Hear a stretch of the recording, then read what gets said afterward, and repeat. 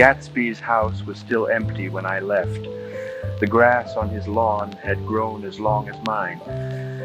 One of the taxi drivers in the village never took a fare past the entrance gate without stopping for a minute and pointing inside. Perhaps it was he who drove Daisy and Gatsby over to East Egg the night of the accident, and perhaps he had made a story about it all his own. I didn't want to hear it, and I avoided him when I got off the train. I spent my Saturday nights in New York because those gleaming, dazzling parties of his were with me so vividly that I could still hear the music and the laughter faint and incessant from his garden and the cars going up and down his drive. One night I did hear a material car there and saw its lights stop at his front steps, but I didn't investigate. Probably it was some final guest who had been away at the ends of the earth and didn't know that the party was over.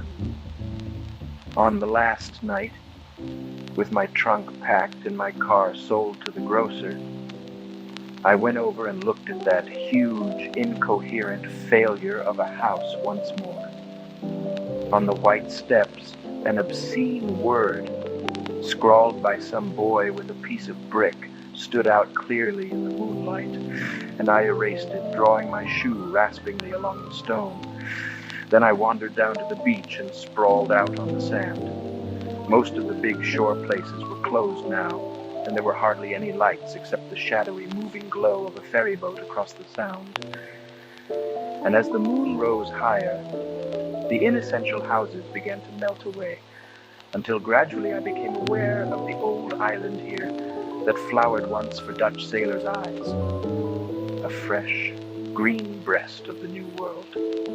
Its vanished trees, the trees that had made way for Gatsby's house, had once pandered in whispers to the last and greatest of all human dreams. For a transitory enchanted moment, man must have held his breath in the presence of this continent, compelled into an aesthetic contemplation he neither understood nor desired, face to face for the last time in history with something commensurate to his capacity for wonder. And as I sat there brooding on the old unknown world, I thought of Gatsby's wonder when he first picked out the green light at the end of Daisy's dock. He had come a long way to this blue lawn, and his dream must have seemed so close that he could hardly fail to grasp it. He did not know that it was already behind him, somewhere back in that vast obscurity beyond the city, where the dark fields of the Republic rolled on under the night.